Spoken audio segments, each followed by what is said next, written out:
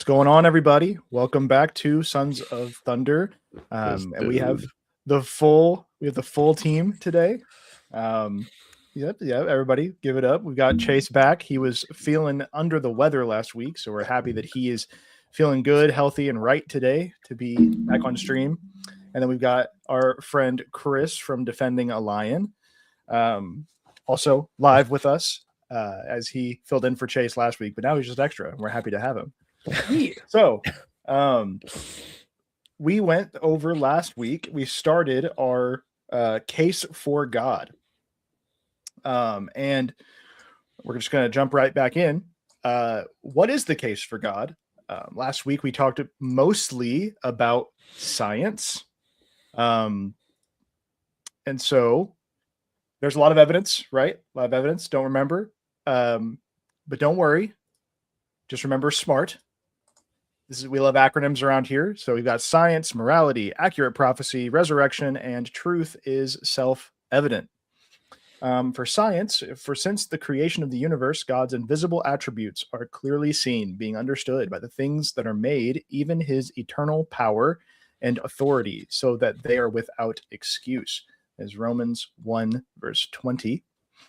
We talked about how the Big Bang, fine-tuning in DNA with physics, chemistry, and biology are all excellent evidences of a divine creator, of an intelligent designer.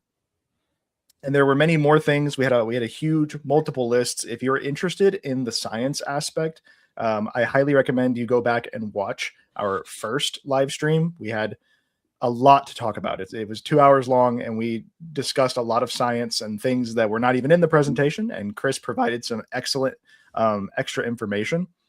And today we're going to move into our next category. And actually, we will probably finish the rest of the acronym. We'll finish MART.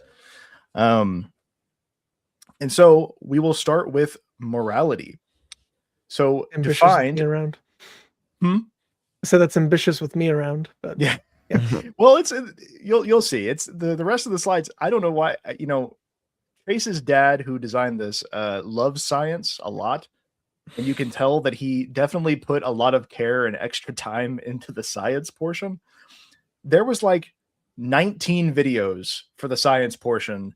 There was 2 videos for the rest of the acronym. So everything else did not seem like it even needed a video. Science apparently needed all the videos and needed like 14 slides on its own. I don't know why, or like 20 slides on its own. Anyways, so getting into morality, the universal truth that there are actions which are objectively right and actions which are objectively wrong, and that I believe that we can know for a fact that there are things that are right and wrong. And that's easy for us to point out. We can point out things like the Holocaust, right? That was wrong. That we don't have to debate whether that was wrong, even though some try to today. That we can know that the senseless killing of a people group, just because you don't like them, is wrong and not justifiable. Conscience and internal awareness of right and wrong, innocence and guilt. However, where does it come from? This is the real question. It's not about, is there an objective morality? It's about, if objective morality is true, where does it actually come from? And so purely naturalistic processes just can't account for the existence of the conscience. And guys, always feel free if you want to, if you have anything to say about the topic and I'm moving, just stop me. But because Chase and I did a video on this fairly early into our channel's existence, and I think it's the one that has the second most pushback. Surprisingly, the video we did on atheism that got the most pushback was evangelism to atheists. That one got the most shut ups and don't talk to us for no reason either. We were nothing but cool. That is my favorite, is being told. I'll look it up. Well, one of you are sharing something later. I'll look it up. My favorite comment was like, how to evangelize to atheists. don't leave us alone. I was like, okay, my bad. But so Paul Copen, he said it's exceedingly difficult to see how we move from the Big Bang to morally responsible human beings. If we're just material beings produced by a material universe, then objective value or goodness can't be accounted for. And I would absolutely agree. If there was nothing designing us, if we're not composed of something greater than just, floating particles of stardust that come together and compress us into a being somehow, if there's nothing guiding that or establishing us to be more, then why do anything, right? There's nothing driving us personally to be good. It's really just up to us to decide what we think is right. What's up, J-Day? Thank you for jumping in. Is that Justin, bro? Mm-hmm. What's up, Justin? But yeah, see, all right, Andrew, you've completely here's the plot, and then here's you, right? Like it's won over you, right? I missed it, right? You see, didn't you know that conscience was just necessary in the universe? Like it had to come about. Like it's just necessary. Like it was gonna happen eventually, and it just did. And so now we're like this, and that's why conscience exists, not because you're some, not because of God. It's natural, right? We naturally would have developed a conscience because we needed it for survival. Exactly. Right? Exactly. Yeah. Yes. You don't even have a conscience. It's just a figment of your imagination, which you also don't have. Also, the idea that other people are governed by a similar set of morals is also a figment of your imagination, and that it's not true. Well, didn't you know that the best argument against objective morality is that other people do bad thing? Yes, if that is the best one. If people do bad thing, then obviously morality cannot be objective, because why would they do the bad thing? Absolutely, yeah. Obviously, and then justice also actually exists, because if someone does something bad, you have to punish them for it. But justice also can't exist because we're all just slaves to our deterministic chemical processes. Don't get me started on determinism, Chris.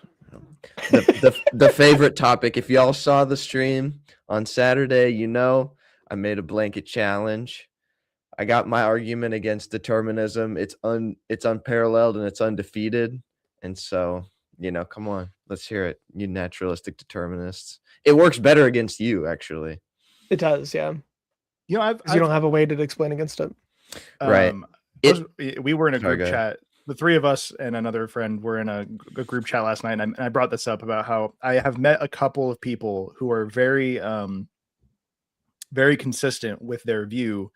And so I do think it's interesting, and they would be naturalistic determinists. And so I had a conversation with one young man who was a naturalistic determinist, and he said, when I asked him about, okay, so if you believe everything has been predetermined because there's no way that things can't be, because we're just, everything exploded out into being and it would always be this way, there was never another option.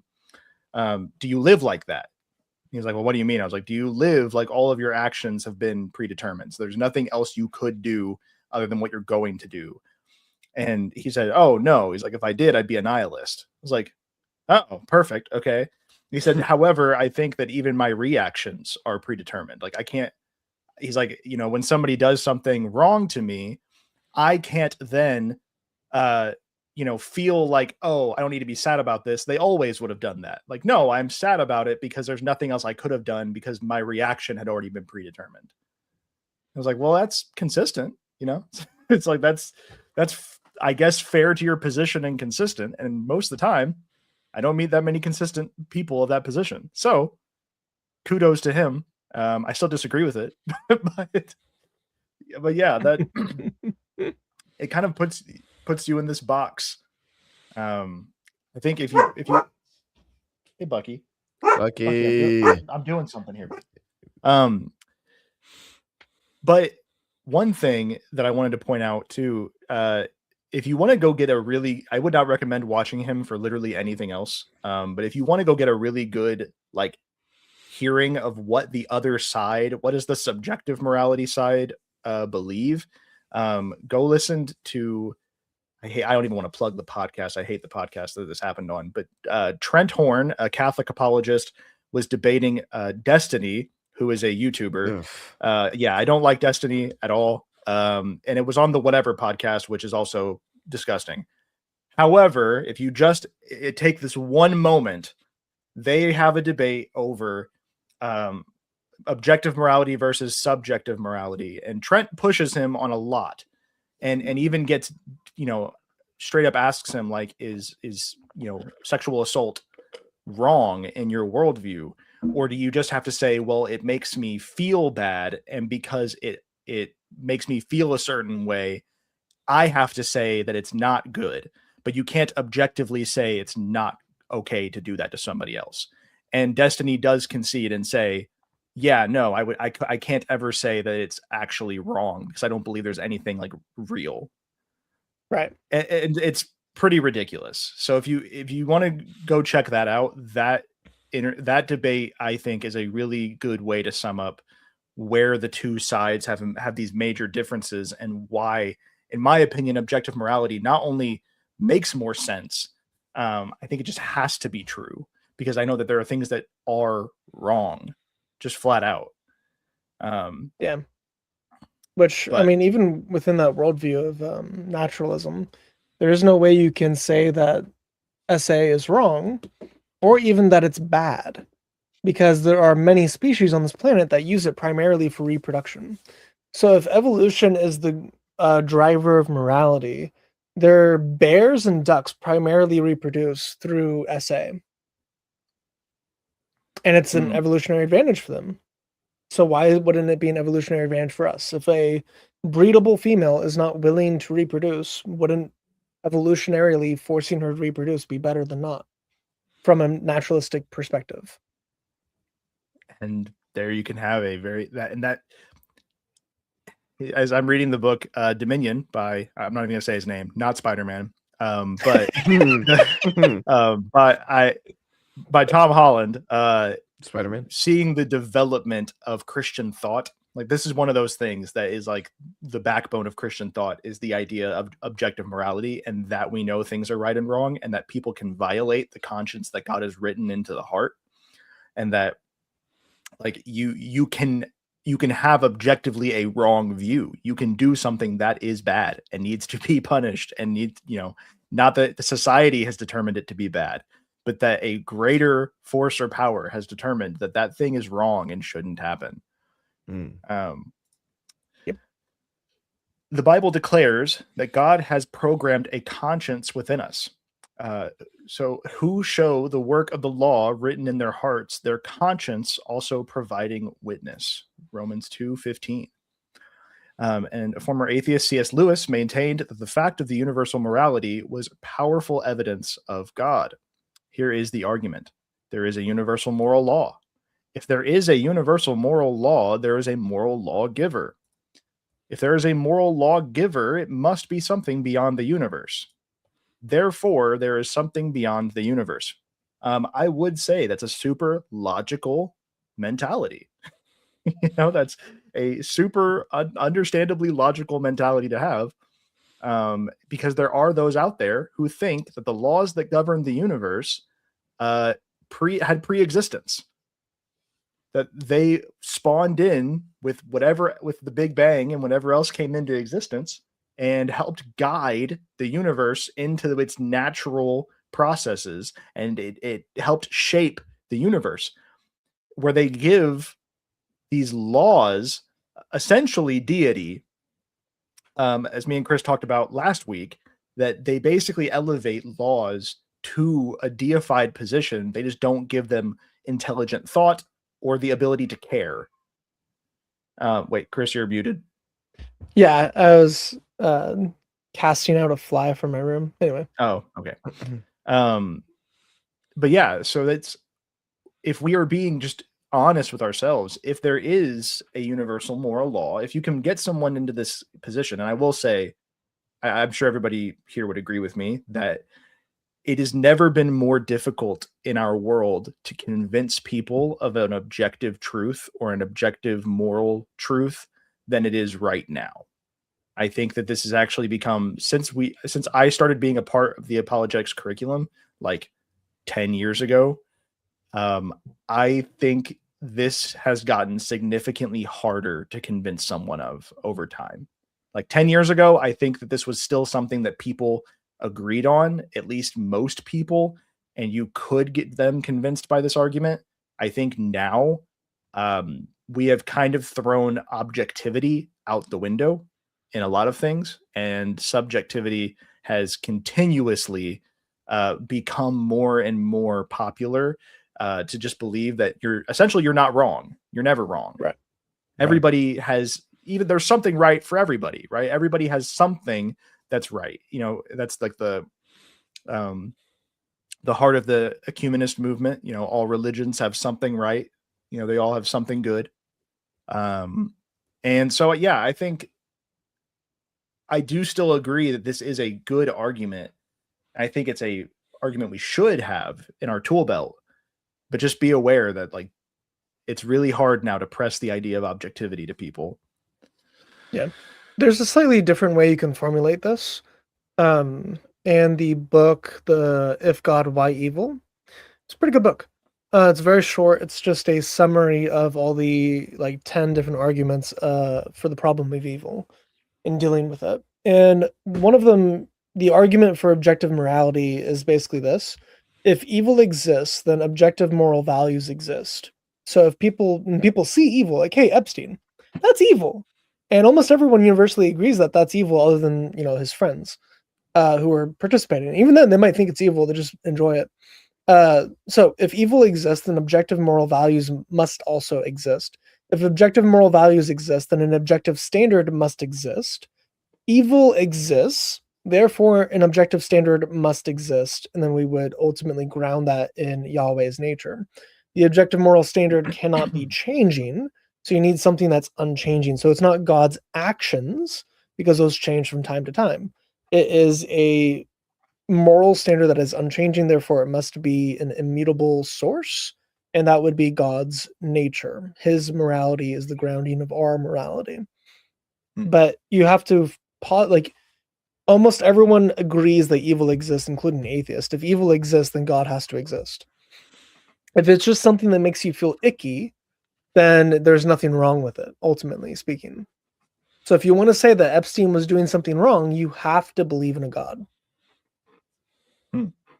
So if you start from evil, it's a little bit easier to get people to the end result. Because people are like, oh yeah, obviously evil. Yeah. I think the one meme that has come out of this with the Epstein files coming out is people keep posting, oh, now I understand why God had to create hell. Yeah. Now I get it now. Yeah. Yeah. Mm-hmm. Yeah. See how, hold on. We're already on accurate prophecy. I'm telling you, Chase, your father is very, very into science. Man, you can do so much more with the problem of evil and other things. Which we do talk about it again in other places. Yeah, I was gonna say this is just for the existence of God. But so one thing that didn't get discussed because it was in a video form. So I'll give a little recap before we go into accurate prophecy.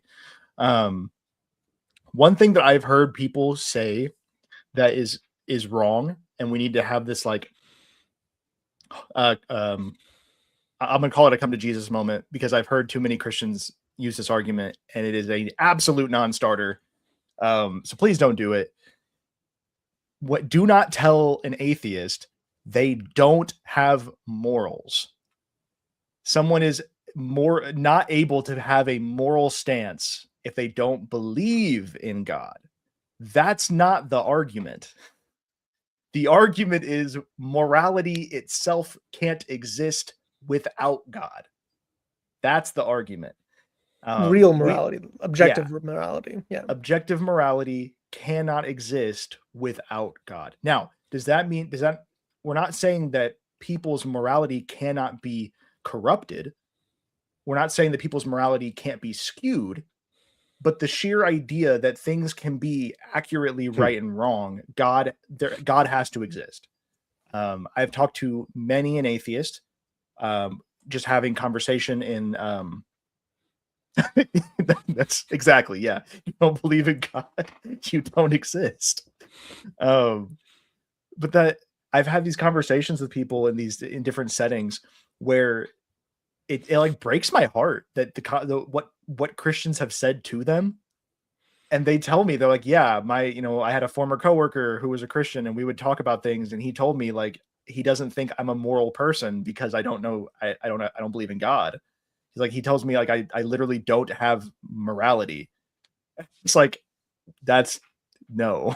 I said, I'm sorry. I know what he was likely trying to tell you, and was probably taught the wrong thing, or didn't listen properly. That is also always a possibility. But yeah, so just be mindful of what you're telling people, right? What you like, your words carry a lot, and you can actually do a lot more damage to someone by giving them a bad version of an argument, which is why I also always tell people, if you don't have an answer to a question, don't force an answer. Just say, I don't know, but I can look into it. Maybe we could come back to this. We could get coffee or something, and we could talk about it again, because I know I have met too many people who got a bad answer from a Christian, and it didn't lead them closer to God. It pushed them further away, and that is never the outcome we want. We're not trying to appease people, but we should give proper argumentation for these positions, that there cannot be an objective reality or an objective morality without God. And that yes, very true. So, do you two have anything to add to that before I move on? No. Okay. All right. So our third piece of evidence for the case for God. So we've had science, we've had morality, and now we are into accurate prophecy. We cannot know the future. Very simple. We can't. And so since man can't know the future, a series of accurate prophecies would be undeniable proof of God. So you two, since I have no other, I guess I can also ask the audience. Everybody in the audience, put in the chat, what percentage of the Bible is prophecy? Do you mean the prophetic books or literal God saying something? Like verses. No, like verses, yeah. How many verses of the Bible are prophetic? 15 to 20. Chase, how about you? Do you have I already know. memorized? Yeah, Okay. I already know. All right. Well, 15 to 20. Let's see. 60 verses. 25. 60. Only 25 was a little too much, but okay, yeah. 0.05% of the Bible, 60 verses is prophecy. Anyways, 25% of the Bible is prophetic. So 1 in 4 verses. True. McCain said 60. Yes. DC said 40. There's a lot of history, my guys. A lot of history, a lot of Psalms, a lot of Proverbs. Yeah. Although the Psalms also have prophecy in it. That is true. And I guess it does depend on what you mean. If you're talking about what you mean by prophecy, explicit prophecy, or like, right. Does typology count? Does foreshadow? Right. Does typology count? Right. Then technically, like, the whole Bible is prophetic. Yeah. The whole Old Testament is prophetic of Jesus.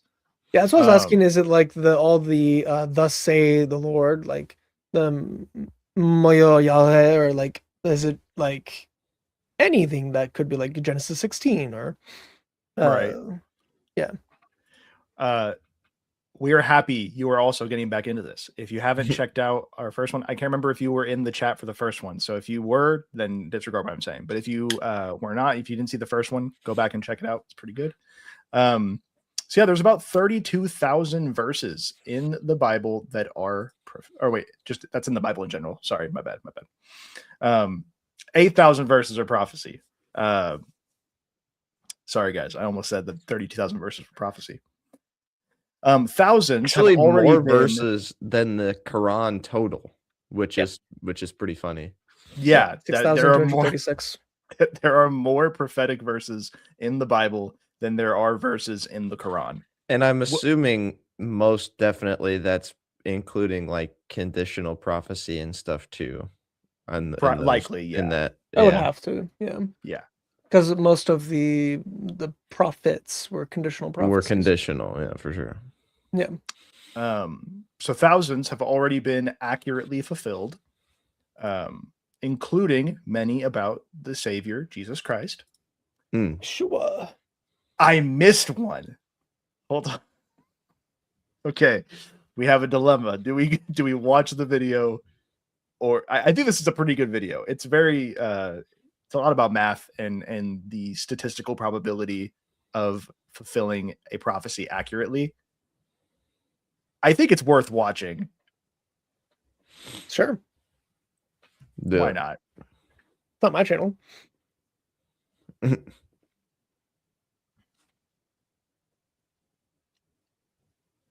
Although I cannot hear anything. Yeah, me neither. Oh, I didn't. That was an You didn't error. share with it. Frank Turek. Dang. No, He's a young man there. No, this is somebody else. He does look like Frank Turek though, but that's not Frank Turek. Wow. Yeah, it's not. Okay. Yeah, no, it's not. Interesting. But you're right. I did not share this correctly, so we can't hear anything. So we're gonna move on. Guys, it was a great video. Wow. Well, you can still go back to that slide Hold when on. we talk about that number. Actually, here. You just want to stop the share and go back? Okay. So basically, he asked a question in the video where there was like a grain of sand that's put out into the universe, and it's a green grain of sand, and you have to go and you have to find it, but you are blindfolded and you're in a spaceship and you just go and you have to try and find this grain of sand. And essentially, through the math, you would be 150 million times more likely to select the right grain of sand than for Christ to fulfill just 69 prophecies. And I think that was the bolt of it. It was pretty amazing, the amount of prophecies that Jesus fulfilled in his lifetime. That we can accurately trace back. And now it's funny now, and I shouldn't say now, because I know this has been something people have tried to do, but the amount of like retconning people are trying to do to say that the prophecies were not about Jesus, or that Jesus like tried to basically Jesus manufactured like I just read today in Zechariah 9. Hold on, I got a picture of it. Zechariah 10 verse 3. My anger is hot against the shepherds, and I will punish the leaders, for the Lord of hosts cares for his flock, the house of Judah, and will make them like his majestic steed in battle. From him shall come the cornerstone. The cornerstone the builders rejected, which now has or the stone the builders rejected, which has become the chief cornerstone, which is a messianic prophecy, is from the house of Judah, which is Jesus from the house of Judah. Just find that. And Isaiah, it also says that he will be the savior, and he's God. Yeah. So, yeah. So the amount of things that Jesus could not have manufactured that he was from the tribe of Judah. Right. Like that's not possible. Couldn't manufacture that he was born in Bethlehem. Couldn't manufacture he was born, well, obviously there's people who reject that he was born of a virgin, but if we're being charitable with the text, if you're an atheist, he couldn't manufacture who he was born to, right? That's just not. I mean, obviously, he's in the line of David. Yeah. The only way you could make the argument he could manufacture all of those things if he's God. Yeah. If he's God. The biggest response you're going to get is that the authors fabricated the story. So they just found all these things in the Old Testament. And they just like whipped up a story to make it work. But the Jewish mind would not have introduced the cross as a mode of salvation. No. The cross is the big, and it's not just the Jews. The Greeks and the Romans wouldn't have either. No culture would have invented the cross because the cross was embarrassing for everyone. Jews would not have accepted a Messiah who was crucified because of the Old Testament, because of Deuteronomy, where it says that those who are hung on a pole are cursed. The Greeks and Romans would not have accepted a Messiah or a God that was crucified because crucifixion is so lowly. Their gods are so high and so exalted that if you have your God be crucified, that's too low of a thing to accept. So the vast majority of the people who heard about Jesus' resurrection were not scandalized by the resurrection. They were actually scandalized by his death. So nowadays we're scandalized by the resurrection because that's the miracle. They didn't care about miracles. Miracles were common. It was just believed that everyone experienced miracles. They were scandalized by the cross itself. And now we're doing the opposite now, but they would have blanket accepted the miracle of his resurrection. That was not the what kept you from coming to Christ in that culture. But because of that, no one would have invented the cross whatsoever. Jews definitely wouldn't. Greeks and Romans wouldn't. Zoroastrians wouldn't. Muslims reject it, but they came way later. Don't even know about Jesus. So you don't have any system even remotely close to the time, even like Babylonians. They wouldn't have accepted this type of, or the Egyptians, they wouldn't have created this type of suffering servant to begin with. And then you also have all the other specificities of his death, burial, and resurrection that are all prophesied in the Old Testament, that are all very specific, that all actually happen, like his bone not being broken. That is weird. And being crucified in general, weird. The atonement processes, weird. So you have typology mixed with the accurate prophecies, but you also have his birth coming in like 30 AD or before 30 AD. So the destruction of the temple was the end cap of when he was born. He was born right after, in the time period he was supposed to be, 483 years after the temple decree went out. So he was born when the Messiah was supposed to be born, according to Daniel 9, and before the destruction of the temple. And he died 40 years before the temple was destroyed, which is like Jonah. I've heard that is a very powerful argument to use to Jews, that when asked about when do they know when the Messiah was supposed to come, and have that conversation and say, well, who matches that description? Yeah. And then you lead them to Jesus. Sure. Yeah. And I want to call an audible real quick. For fun, can someone pull up on Blue Letter Bible Isaiah 53? Can we read that? Because there's one of the biggest ones is a real pressing by Jews to say Isaiah 53 is only about Israel, and that if you read it in proper context, you would not get the idea. You would not get the idea of. Oh, my bad. We both have control now. But you wouldn't get this idea of a suffering servant being anything other than Israel. Chase, do you want to read through some of that?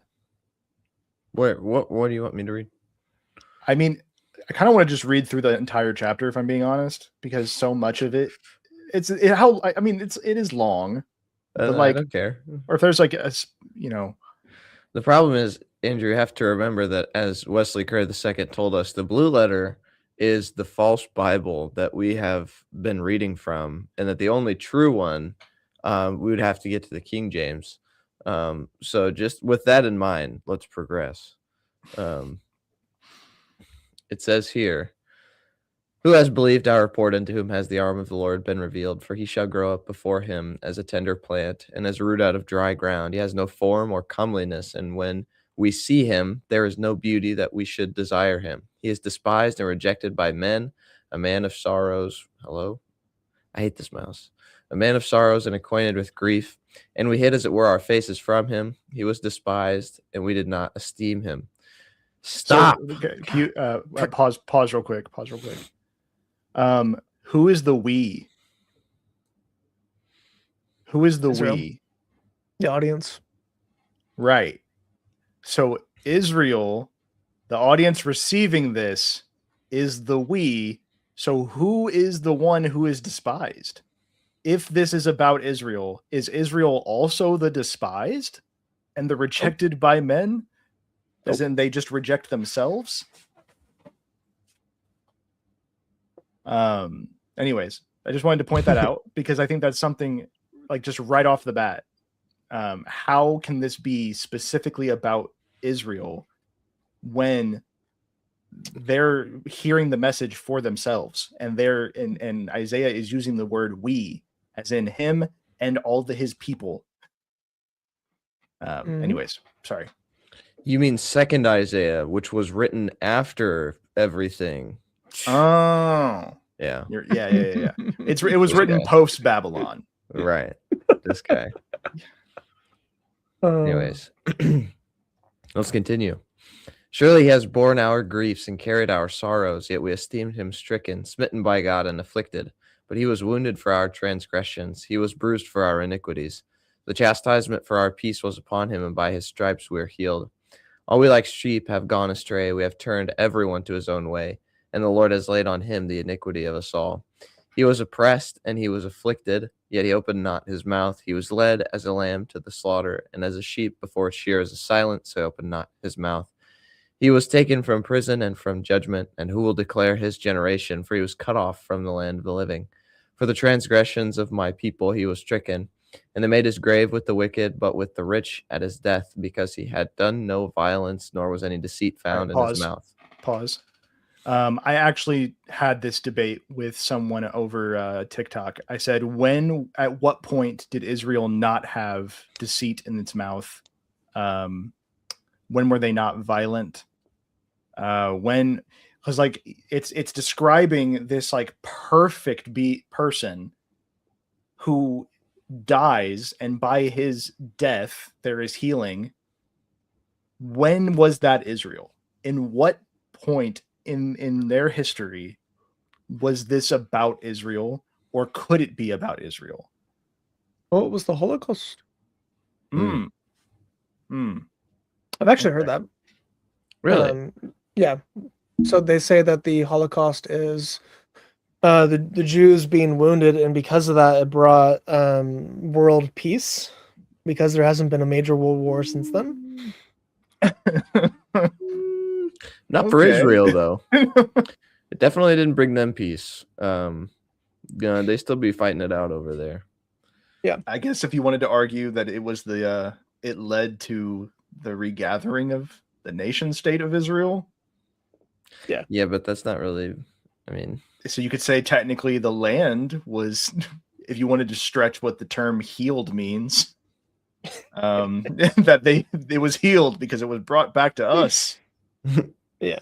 Okay. I guess. All right, you can finish it out. I guess I don't even know if that was like the biggest part was, at what point can you say that Israel, as we understand them in the Old Testament, or even a regathered Israel, would be capable of knowing the history, would be capable of doing these things and achieving these things of this specific person listed in the scripture? I just don't see that.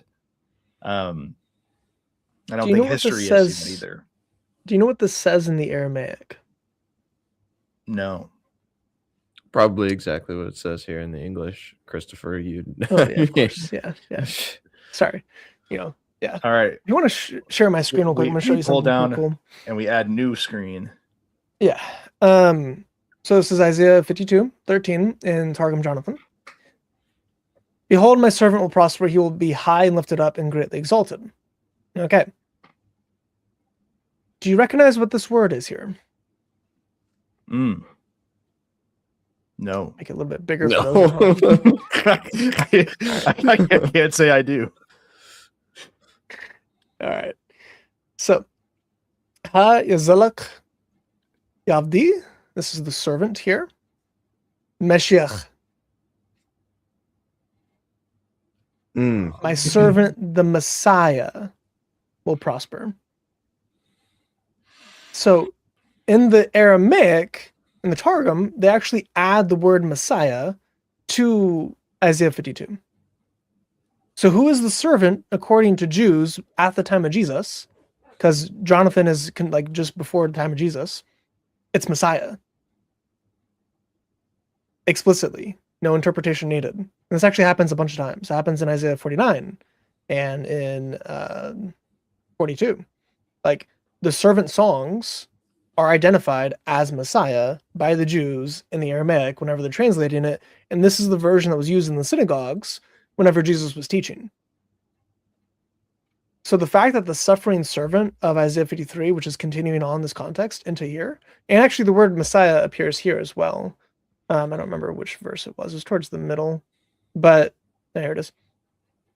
We have Messiah again in here, and it doesn't fully translate to this, but basically talks about how the generation of the Messiah will see these things. So the idea of this servant being Messiah is very, very, very explicit in what the Jews would be reading at the time of Jesus. There's no real way around it. It's just, it's just there. So, thank you. Yeah. That was awesome, actually. And so, thank you guys for providing that on my Audible. What I wanted to kind of get across is Isaiah 52 and Isaiah 53 are so difficult to get around, and those aren't the only ones. Is it Zechariah 12? They will see pierced. Pierced. They see God pierced. That, it's one of my arguments. So in Ignatius's one of his first letters, I think it was to the church in Ephesus, he opens the letter and he literally says the blood of God.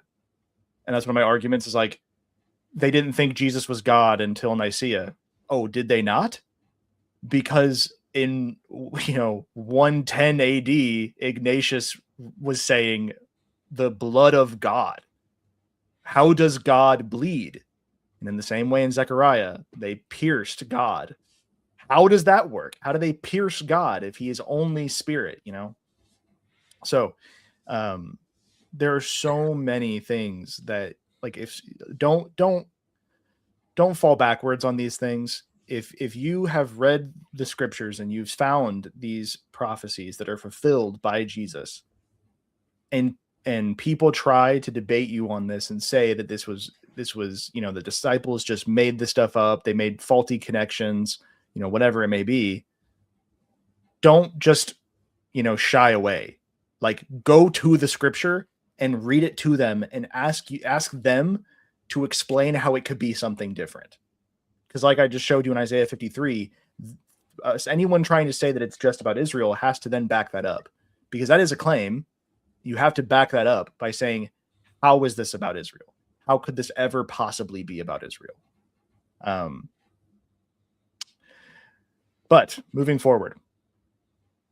So some of our Bible prophecies include the rise and fall of world superpowers, rise and action of world leaders, major events in the Middle East, birth, life, death of Jesus Christ, rebirth of Israel in 1948, modern world events, and technology. And there's only one sacred text that contains highly specific and precisely fulfilled prophecies. And crazy, it's actually Dianetics. I was about to say you have wrong number in that list. It's wild. He deserves it. He deserves it. That man cultivated a lot of money. Goodness Oh, gracious, he stole a lot of money from people. Yeah, this is the one, guys. This has all the prophetic stuff. No, obviously not. Got a sick cover though. Hey, that's good. That's good marketing. Yeah. We have is that 3 Bibles up there? Yes, there were 3 There's 2 Bibles in a Book of Mormon. I thought Wait, there was what was the one before that then? There was one with a fish on it. Oh, is that the Bible? I have no Yeah. idea if that's the Bible or not. They were filling space. Might be the Peshitta. Oh, It I looks don't like recognize the script, I don't but know. it almost looks like it could be Syriac. Hmm. It just maybe sideways. I don't know. It's a strange thing. Anyway, At least 2 Bibles. at least 2 Bibles.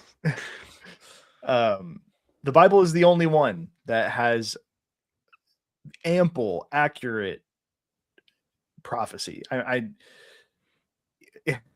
You can, Muslims will try to argue that there's prophecy in the Quran, but it's incredibly vague, and it's like in the last days people will not listen to their parents. It's like Even then, that's the Hadith. It's not even the Quran. Yeah, I was thinking. Even as I was saying that, I was like, I think that's actually a Hadith. Is it the only one?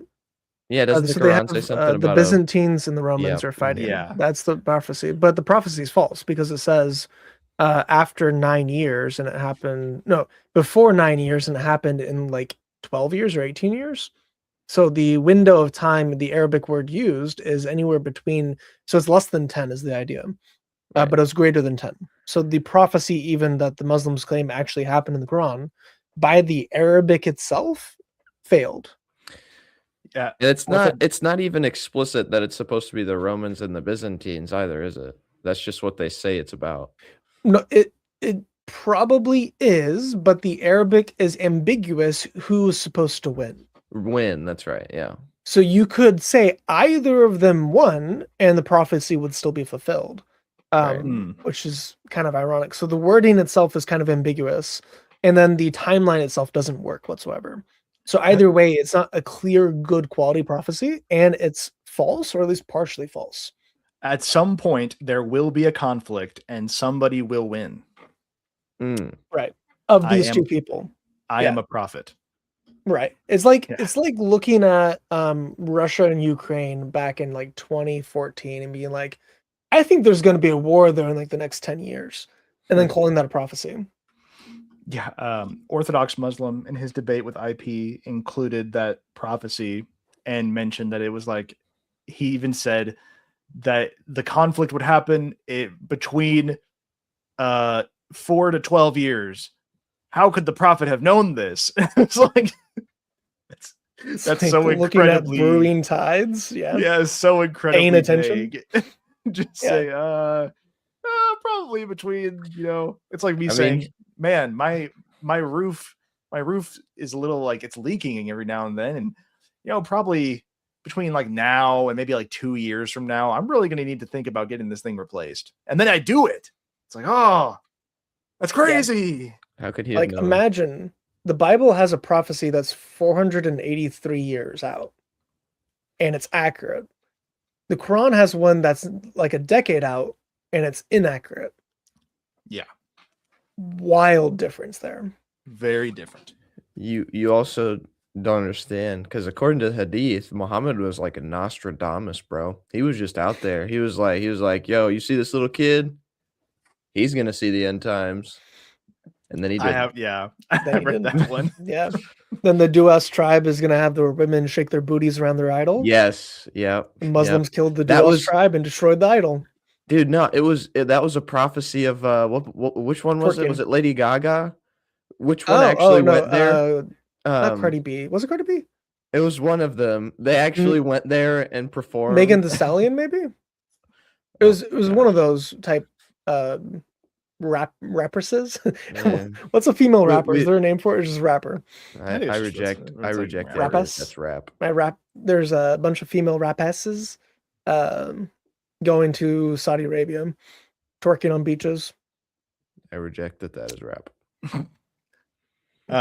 Moving forward, it's also though, guys, it was a conditional prophecy. Okay, it was conditional that it would happen, but then they destroyed it all, so it couldn't. Right, Okay. yeah. And Come there's on. also supposed to be like 10 women for every one man, and now there's Oh, more yeah. men than women alive at the moment. And yeah, it's not as funny as like Jews living on the moon. That one's really funny. You guys are you're dunking on the wrong thing. All right, let's keep moving. All right. If any of the Bible's highly specific prophecies are false, then the Bible is not God's word. True or false? What do you think? Depends on if it's conditional or not. Obviously, if it's conditional, but if it's an unconditional prophecy and God gets something Right, wrong, it's then not true. God. Yeah, Right. true. Or at least that prophet was speaking a false word. Right. But that wouldn't be in the Bible to begin with if it was. Every single prophecy that has been fulfilled perfectly, not even one has failed. Not even one. Except obviously we've already said that's the conditional ones. But those we wouldn't say that we would reject that those are wrong, but that conditionally that condition was not met. Yeah. But the fall of Tyre didn't get fulfilled. What do you say about that? What? The fall of Tyre in Ezekiel? The siege of Tyre by Nebuchadnezzar. Or Tyre, sorry. Pronounce it weird. I actually don't know. Siege of Tyre. You guys don't know about that one. Yeah, please. You're just you're toppling our worldview right now. We're just gonna have to rewrite everything. Right. So in Ezekiel 37. Not even one. Scratch that out. Okay, one. One. Okay. Hold on. Let me find the verse. So, siege of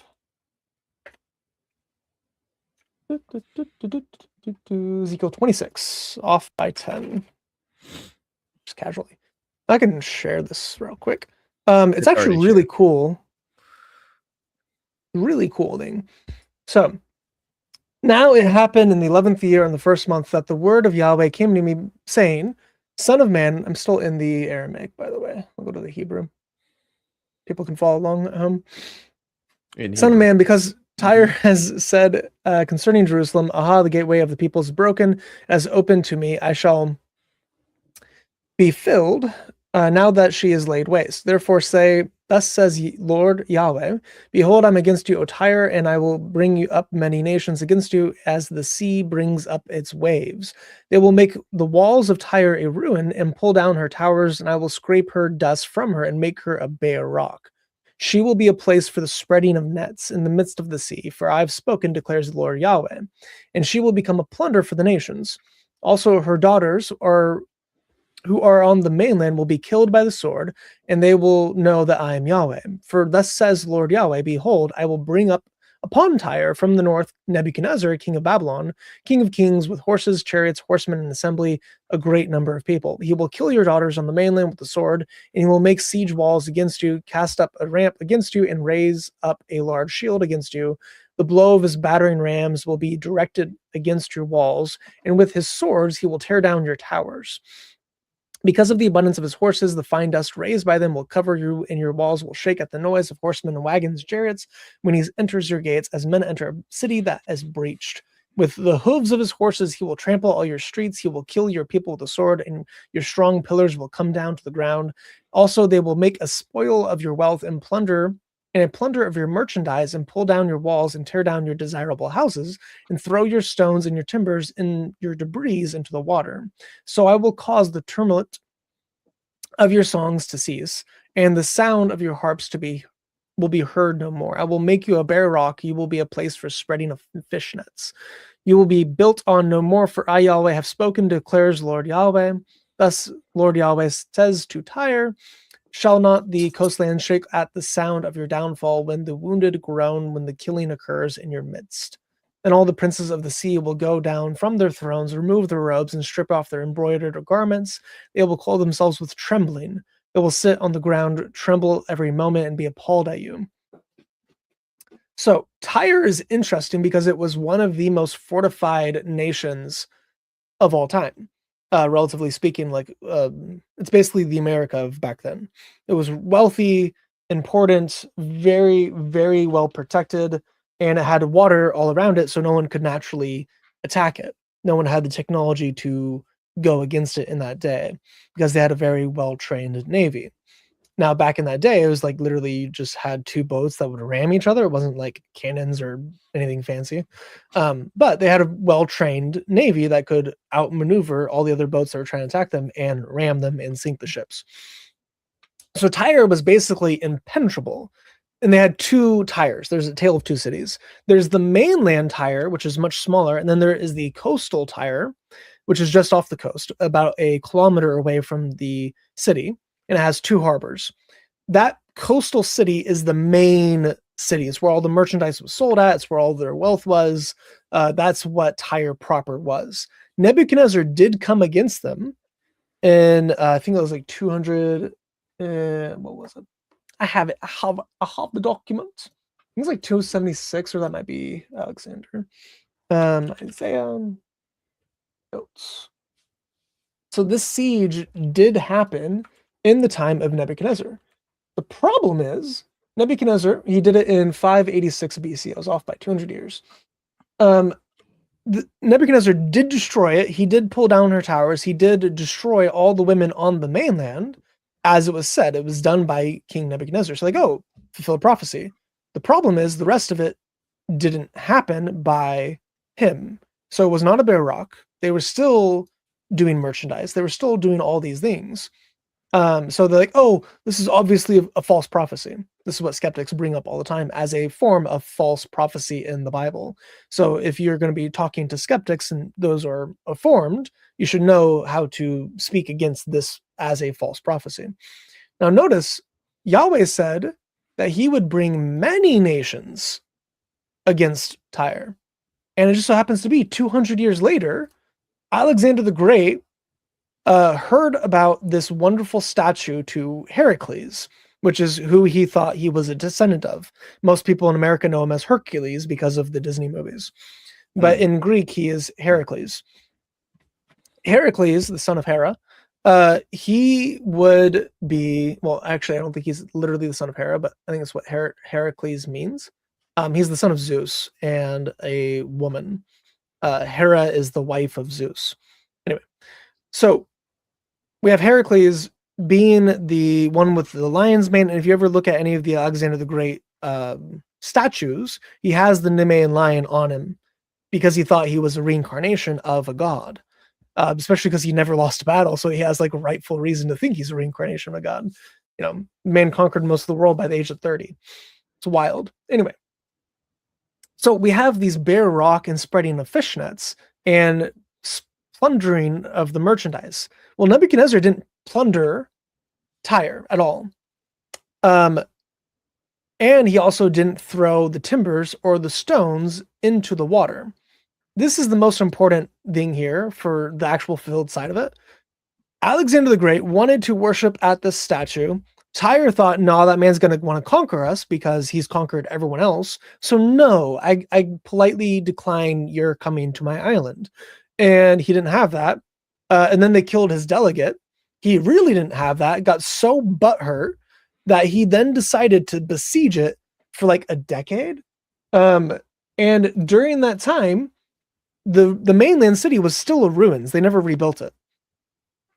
Alexander the Great couldn't breach the city. He tried multiple times. He couldn't get into the harbor because the navy was too good. So what this mad lad did was he picked up all of the debris of the city and threw it into the sea to build a bridge through the water. He built a kilometer-long mole, which is a land bridge, into the sea using the stones and timbers of mainland Tyre. And then he tore apart the city down to nothing. He actually just stripped it. He didn't conquer it. He razed it to the ground and for generations, it was a bare rock that was only used by fishermen to spread out nets. And every time someone has rebuilt the city, some other community went out and conquered them and destroyed them. So Wow. the many nations, Islam has conquered it at least 5 times. Muslims have destroyed the city 5 times. There's currently 100,000 people living near there, but it's still not Tyre. So like, oh, well, now there's a city in Lebanon called Tyre. This all false prophecy. Yahweh said that it would never be rebuilt. Well, Tyre proper, the kingdom, this powerhouse, never did come back. They partially survived Nebuchadnezzar. They did not survive Alexander the Great. The kingdom fell with Alexander and never regained its glory, never regained its merchandise, never regained its power. So it's a fulfilled prophecy, but because it was fulfilled in piecemeal, which is actually more impressive, in my opinion, because it was fulfilled in piecemeal, and Nebuchadnezzar didn't get that exact thing, they're like, oh, that's a false prophecy. And then it also says, because Nebuchadnezzar couldn't gain the wealth of Tyre, he then was to plunder the Egyptians, which I would say did happen. Many skeptics would say Egypt was never plundered by Nebuchadnezzar after the prophecy, even though he definitely was before the prophecy. It's just, did he replunder them after the fact? So this is one that they will definitely bring up if they've studied any of the atheist websites. But yeah, the fact that God literally said he's going to throw your stones in wood into the sea when there's like literally no reason to do that, and then someone got butthurt and did it, not just did it, but did a kilometer, and this was like a deep trench. So he filled like thousands of tons of stone and brick into the sea over the course of years building this mole. Wow. That's actually, thank you. I'm sure that at some point in my life, this is going to end up coming up. And I did need to know that, because if somebody just straight up told me that and I looked into it, I probably would have been like, now what? But no, thank you. That is very helpful, actually. It's pretty incredible. Yeah. Yeah. Just as he was predetermined to do. Thank you, John Calvin. Thank you, Augustine. Somebody said this. You guys are abusing. I like how chill this is. It's also solid. Thank you so much. I didn't acknowledge that when it came into the chat, so I just wanted to say thank you. All right. Yes. Yeah, I don't know how to say your name, so I'm so sorry. But thank you. All right. Moving forward. All right. So our next. Oh, it would be helpful if I put the PowerPoint back on the. Yeah. The resurrection decrease and the PowerPoint must increase. Sahi. Not I, but Christ. But the PowerPoint. In the PowerPoint. The PowerPoint. Yeah. So the resurrection is excellent evidence for God. So these first two, you could argue, are just about a divine creator, right? You could argue the first two of smart, and maybe even T a little bit, are just more of like, again, a general sense that there is a creator, which is kind of the beauty of smart, is that as you work down the list, you go from science would get you to the point of saying there has to be some type of intelligent designer.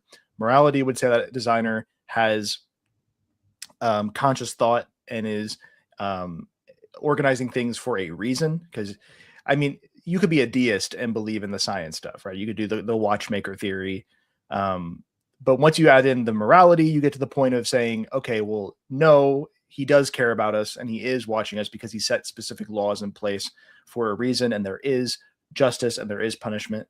But then once you get to accurate prophecy, you work towards, okay, well, how do we know this is the Christian God?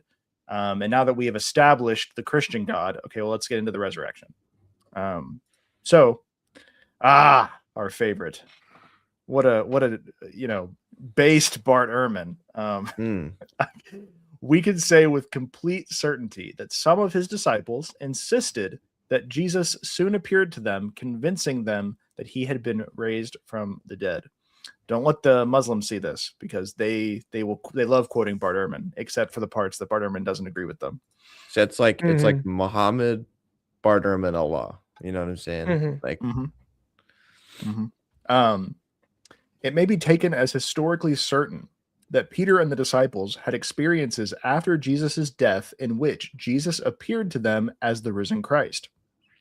Another atheist professor, Gerd Ludemann. And what is probably the best evidence for the resurrection of Jesus? Does anybody have any ideas of what's the best evidence for the resurrection? Chase, Chase, you can only give wrong answers. Yeah, I was gonna say, I think it's probably Hadith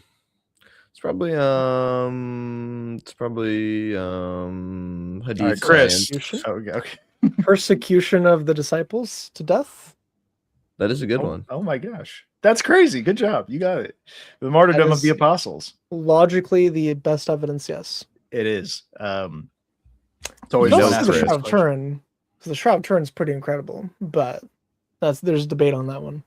Secret. But, the martyrdom of the apostles is by far the best evidence we have. The best evidence is actually that there's an empty tomb. Okay, because we know for certain which one was Jesus put in, and we know that. Yeah, so that's actually the best evidence. Even though there is good evidence, actually. Yeah, there is good evidence. Yeah, either place. There's no body found at either grave. Right. Yeah. If you're because there's the are you talking about the Church of the Holy Sepulchre and the Garden Tomb and the Garden Tomb? And either way, yes, there is no body. So you can either way. But even if we didn't have the tomb, we know that the Jews knew it was empty. Yeah, because the Romans say it was. Like we have extra biblical writings that says that there was an empty tomb, and that's the Jewish defense, both in the Talmud and in the actual defense and like what they give. So if Christianity started in Jerusalem, so the fact that the tomb is empty and Christianity started there is good evidence that the tomb actually was empty. Because otherwise you just be like, oh well, they're claiming he's resurrected. Let's just go check. It's not like it started in Antioch, where you can't check easy. You have to cross the ocean and it's like months. No, it's like, oh, I can just like take a stroll down the road and like check whether or not the Christians are saying something that's true. And yet it still started there and stayed there for decades before Jerusalem was destroyed. Right. So yes, the martyrdom of the apostles, we would argue, is probably the best evidence of the resurrection of Jesus. And now, why is this? I'm sure we're gonna, I don't want to jump the gun. I'm going to do it anyways. But basically, because the disciples, if you know the history, had zero reason to go to their deaths with a lie they invented. Mm-hmm. So they would be the ones who established this lie if it was a lie, because they would have been the ones who stole the body. And even if you argued maybe they didn't steal the body, even though I don't know who else would have had any reason to do so, the apostles, if they actually did it, and they had zero fame out of this, they got no notoriety, what ensued was the most horrendous stretch of persecution that Christianity has ever gone through. So what did they actually get out of this? Nothing. They just got death. The only one who lived was John. And in some ways, his persecution was he was the last one. He lived with the weight of knowing all of his friends were brutally murdered, and he just got to live through all of it. And he also, some of the stories about John the later in life are pretty sick. So yeah, no one dies for a lie that they invented. Okay. You could, even if you wanted to realistically say one person could die for a lie they invented, I could grant you one person. If they were like delusional, if they lied and they were like being tortured and they just, for whatever reason, didn't want to give it up, whatever, sure. 12 people. Yeah. Stephen too, conspired. You've got Stephen. You have many more than that. Right. You have the wider group of disciples as well. But so if we're just going to say 12 for sake of the argument, conspired this idea that Jesus rose from the dead, none of them would snitch? What we can say at the very most is that none of them recanted. As to how many of them were legitimately martyred, there's only a few that we know of definitively. Right. True. But again, but none of them recanted. So right, no one recanted, and the idea that none of them in the face of martyrdom would have snitched and just said, "Hey, we made it up." You know, it's already incredible that none of them did that just to get out of it in general, even if whether it's made up or not, that none of them tried to get out of it by recanting. They all straight up went to their deaths. Well, again, the ones we know of went to their deaths believing that Jesus had risen from the dead and spoke to them, and they saw him in the flesh. If Christianity was a lie, then the apostles invented it, and most of them died for their faith. Wait a minute. What about the 19 Muslim hijackers on September 11th? Didn't they die for their faith? Does that prove that Islam is true? No, because it's different. The Muslim hijackers didn't invent Islam. There is they a don't difference. know it's true or not. Right. There is a difference being a member of, okay, so like there's a difference between being the member of a group versus the inventor of the group. So if you are coming into something way later down the line, as this would have been, what, 1400 years after the foundations of Islam, if for 1400 years you have this religion has existed and you believe it's true because of whatever reason, being born into it or whatever, then a radical comes along who convinces you to do these radical acts to receive paradise. That is not the same thing as being someone who invented a religion and then went in to go die for it, right? That's very different. Why There's a actually saying that sorry, go ahead. There's a saying that liars make very bad martyrs because you wouldn't be willing to die for a lie. You wouldn't be willing. It's not just dying too. Like some of them were like flayed, like boiled and beaten to death and crucified. Crucifixion and being flayed are about the most painful things you can experience. You wouldn't be willing to just undergo torture because it wasn't just death; it was torture for a lie you know to be false. Right. And nobody would have thought it was weird, even if something that you believe is true, you would deny it just to get out of that, you know, but they didn't. Like, because, you know, it would like they didn't deny it even to get out of the torture. Like, even let's all assume that this is true. There are probably very well-meaning Christians who, at the end of the day, if faced with it, would deny it just to get out of the punishment. And obviously, it's debatable whether or not the person is a Christian, but like that's a thing that can happen. Whereas these people didn't even do that. So, yeah. And also, sorry, go ahead, Andrew. No, you're good.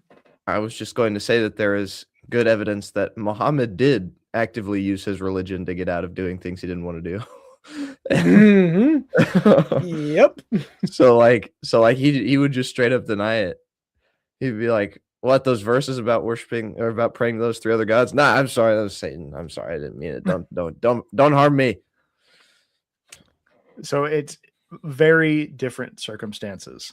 So yeah, because the 9/11 hijackers died for what they only believed to be true, but the apostles of Jesus would have died for a lie that they invented. If the apostles lied, what was their motive? What did they get out of it? What they got out of it was misunderstanding, rejection, persecution, torture, and martyrdom. But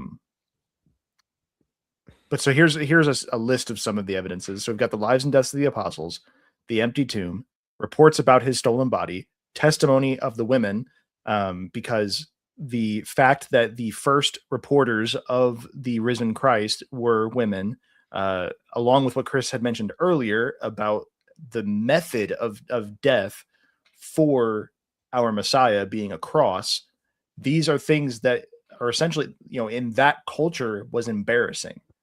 The testimony of women was not viewed in the same way as the testimony of a man.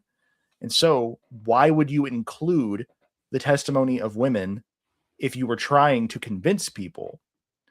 If it would make a lot more sense.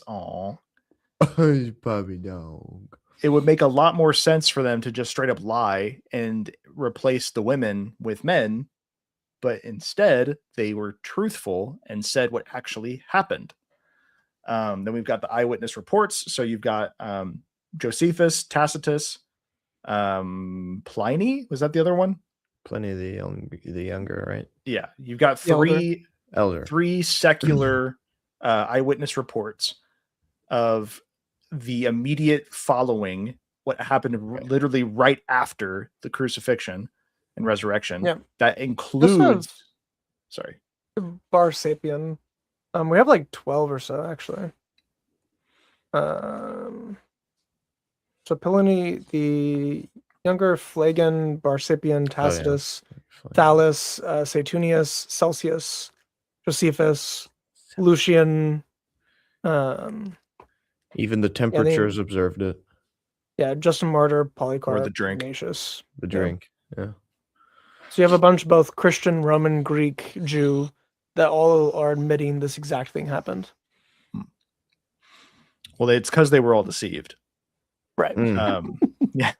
But it was only made to appear so. It was made to appear that they saw it. It's the evidence. You see. It's so funny how Muslims will use that, though. They'll be like, well, of course they would report it. It would look like it to them. It's like they were deceived.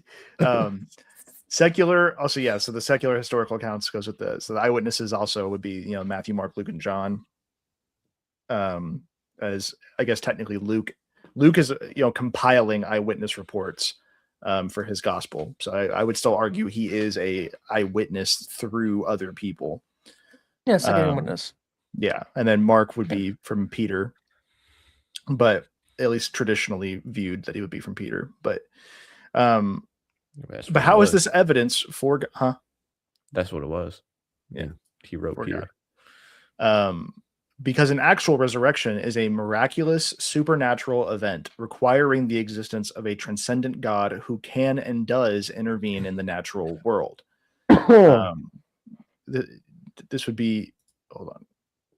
We are left with the conclusion that the empty tomb and appearances of the living Jesus forms a set of circumstances which is itself both necessary and sufficient for the rise of early Christian belief. Without these, we cannot explain why this belief came into existence and took the shape it did. With them, we can explain it exactly and precisely. Good old NT Wright. All right. We do not subscribe to everything NT says. He's written a lot of stuff. So yes, the resurrection is,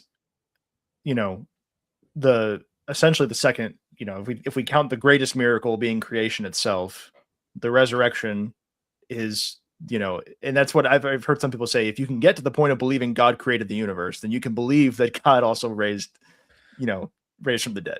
That's what Joe Rogan said. Yeah, it's at that point you can believe that. But so we will end with the truth is self-evident. Self-evident, that which is obvious, requiring no further proof or additional reasoning. Thomas Jefferson once said, I'm quoting, we hold these truths to be self-evident, that all men are created equal, and that they are endowed by their creator with certain unalienable rights. The fact that over 90% of Americans, which again, I don't know if this is still totally accurate, but 90% of Americans say that God's existence is self-evident, is almost evidence in and of itself. Obviously, this is not specifically. Oh, what's up, Corey? What's up, Corey, bro? So good to see you. You're right. We are not sponsored by the Joe Rogan Experience, but hey, Joe. Pass some bands. Pass some bands, brother. Spread the wealth, bro. Hey, I saw that Spotify contract. You go ahead. I didn't realize he'd got a Spotify contract. Oh That was yeah, a years couple ago. years ago. But it was for easily the most money a podcaster had ever made. It's pretty insane, at least Yeah, up other than front. the Haktua girl. Yeah. Ugh. Which was that's She made more? stupid. So stupid. How much did she make? She A made a meme. decent, stupid A amount. meme got some company out there to drop a bag. The Talk to a podcast. She's apparently now like going to jail or something, right? Well, yeah, because she pulled the rug out on people on a crypto. Yeah, Oh, she that's- crypto pull. yeah. Like she absolutely just scammed people. Yeah, she made millions. That's Crazy. insane. Yeah. Oh my God. Um, Who wants to listen to you? but yeah, It's like Michelle Obama's podcast to me. Like who? Anyways, Yeah. okay, but I would at least argue more people have a reason to listen to Michelle Obama than some internet girl who got famous off of a sexual innuendo. Like It's true. it is the craziest thing that she got as big I as don't she know. did. We're not trying to. We are not explicit. trying to be haters right now, but Right. This is not the point of the podcast. But I'm just saying, it is absolutely evident of the state of the world right now that somebody got that famous off of a joke like that and got millions of dollars out of it. Sold merch. Yeah. Oh my gosh. that wasn't even good. So where's our merch? Before what are we doing? Anyways. No. Sell a little plushy line for myself. So before we get to the T, for the R, I do want to point out one thing. That's actually the minimal facts argument for the resurrection. You can also do the maximal argument, which has another like 20 to 30 points in it. So Gary Habermas wrote a book on the resurrection, which is the evidences of. Then it's actually like a 3-volume set, if I remember correctly. I have the evidences when I don't have the other two. So you have that. Then there's a couple other Christian apologists. His name is escaping me right now, but there's one guy who's doing an excellent job. I don't think that's the one I'm referring to, but he does do it. Yeah. If you go through the maximal argument for the resurrection, it will take a couple hours to go through it.